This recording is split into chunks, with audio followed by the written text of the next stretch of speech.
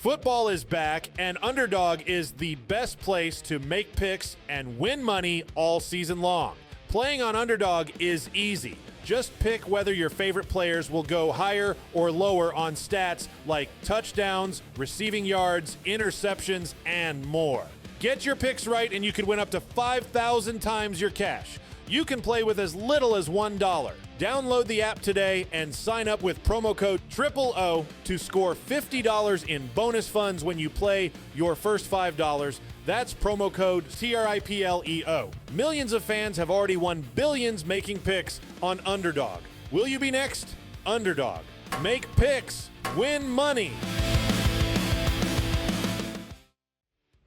Must be 18 and up, 19 and up in Alabama, Nebraska, 19 and up, and in Colorado for some games, 21 and up in Arizona, Massachusetts, and Virginia, and must be present in a state where Underdog Fantasy operates. Terms apply. Offer not valid in Maryland, Michigan, Ohio, and Pennsylvania. Concerned with your play? Call 1-800-GAMBLER or visit ncpgambling.org. In New York, call the 24/7 Hope line at 1-8778-HOPE-NY or text HOPE-NY. That's 467-369. See assets.underdogfantasy.com/web/play and get terms _DFS_.html for details. Welcome into Paul Catalina's Top 5. I am the aforementioned Paul Catalina. This is brought to you by Flag Anthem. Use our promo code 365sports for a discount at checkout. Today, I want to talk about tight ends. Tight ends that require your attention.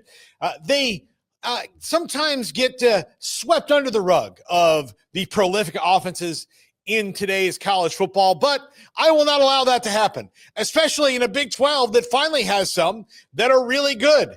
And I say this as a former AP All Big 12 team voter. I used to have to pick 3 tight ends in a league that threw the tight end the ball an average of 20 times a year as a league. But now the clouds have lifted and tight ends are free to roam among secondaries in college football, particularly in the Big 12. You'll see a couple Big 12 guys on this list. Number 5, Eli Stowers at Vandy.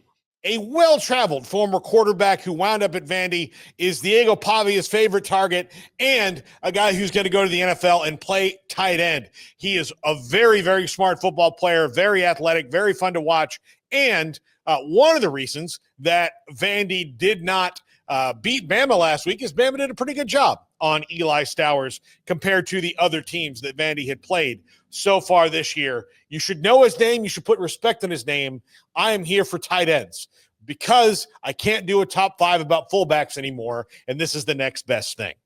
Number 4, Randy Pittman from FSU. Yeah, homer pick. I get it. Moving on.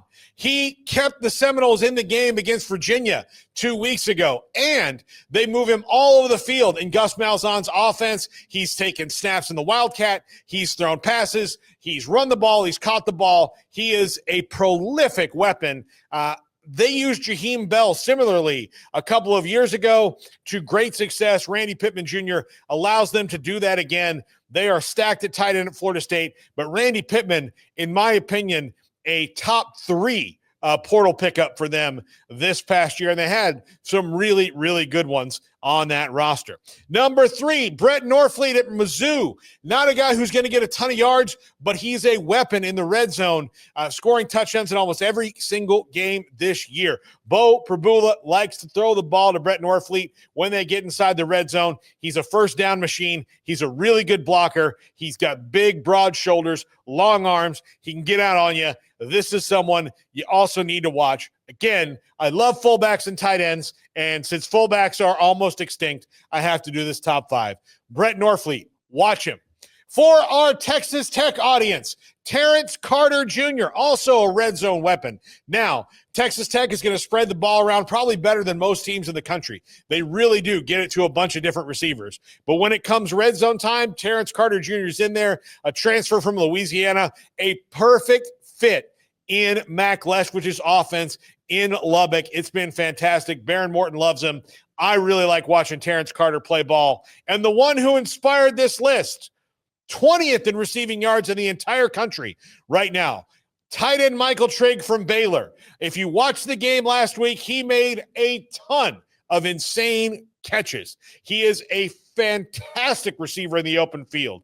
He is very hard to tackle. He is an absolute weapon, and in the last 3 weeks, he's made himself a couple of commas in the draft, if you know what I'm talking about. He is a definite second-day pick at worst if he stays where he is right now and continues this production. Tight ends in the first round are a tricky thing. You've got to be super, super elite. He might find his way into the bottom of that first round because of his athleticism. He's well-traveled. He's been at 3 different schools, but here he is flourishing at Baylor in Jake Spavital's offense, and he is the number one go-to guy for Sawyer Robertson when they need a play, and Baylor does not win that game without some spectacular plays from Michael Trigg.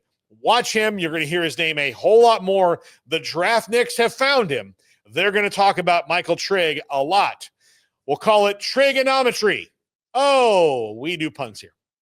Well, that's going to do it for us. We've got the wheel and the polls and the trivia questions, the whole carnival coming up right now.